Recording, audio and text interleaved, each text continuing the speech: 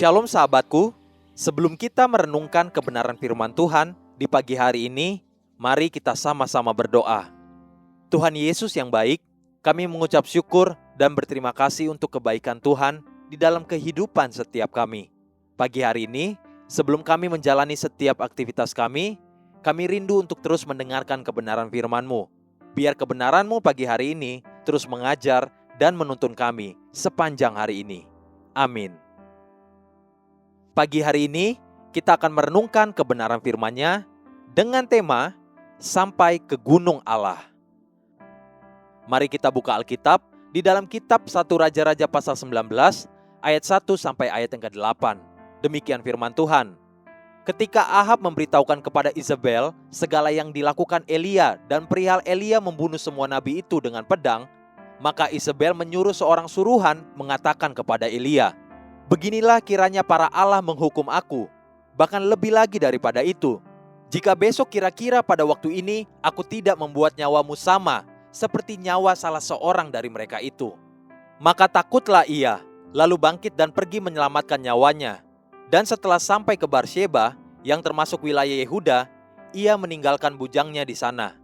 Tetapi ia sendiri masuk ke padang gurun sehari perjalanan jauhnya, lalu duduk di bawah sebuah pohon arar. Kemudian ia ingin mati, katanya, "Cukuplah itu. Sekarang ya Tuhan, ambillah nyawaku, sebab aku ini tidak lebih baik daripada nenek moyangku." Sesudah itu, ia berbaring dan tidur di bawah pohon arar itu. Tetapi tiba-tiba seorang malaikat menyentuh dia serta berkata kepadanya, "Bangunlah, makanlah." Ketika ia melihat sekitarnya, maka pada sebelah kepalanya ada roti bakar dan sebuah kendi berisi air. Lalu ia makan dan minum, kemudian berbaring pula. Tetapi malaikat Tuhan datang untuk kedua kalinya dan menyentuh dia serta berkata, "Bangunlah, makanlah, sebab kalau tidak, perjalananmu nanti terlalu jauh bagimu." Maka bangunlah ia, lalu makan dan minum, dan oleh kekuatan makanan itu, ia berjalan 40 hari 40 malam lamanya sampai ke gunung Allah, yakni Gunung Horeb. Ada waktunya, bahkan seorang nabi besar sekalipun seperti Elia bisa menjadi takut dan gentar, sehingga dia merasa perlu untuk lari menyingkir dan bersembunyi. Ketika Tuhan melihat bahwa Elia bersembunyi, lari dan ketakutan, maka Tuhan menjumpai Elia di dalam ketakutannya. Kemudian malaikat Tuhan berkata dalam perjumpaannya dengan Elia. 1 Raja-Raja pasal 19 ayat 5 sampai ayat yang ke-8. Demikian firman Tuhan.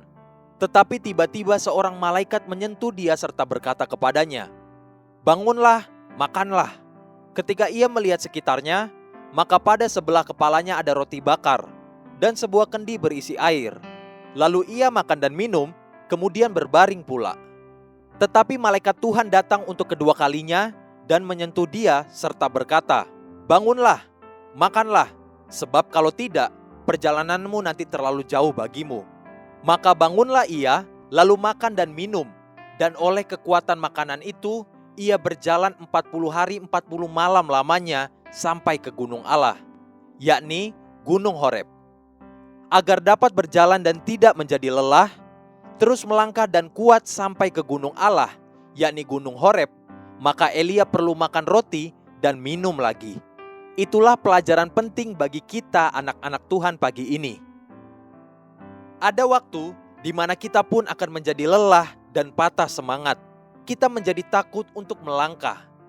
Saat itulah kita sungguh-sungguh perlu memastikan agar kita terus makan roti hidup, yakni firman Tuhan. Itulah sumber kekuatan kita. Haleluya.